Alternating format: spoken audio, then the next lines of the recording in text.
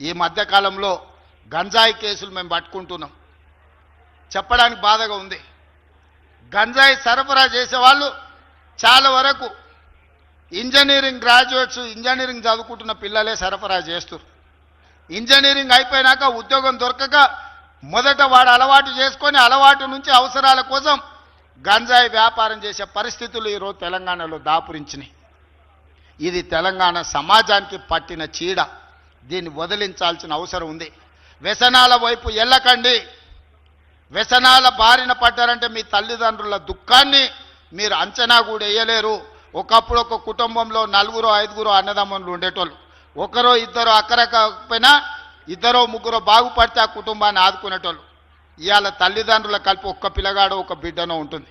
ఆ ఉన్న ఒక్కడు దారి తప్పితే, ఆ ఉన్న ఒక్కడు వ్యసనాలకు బానిసైతే ఆ తల్లిదండ్రుల యొక్క బాధ ఎట్లుంటుందో యువకులుగా మీరు ఆలోచన చేయండి.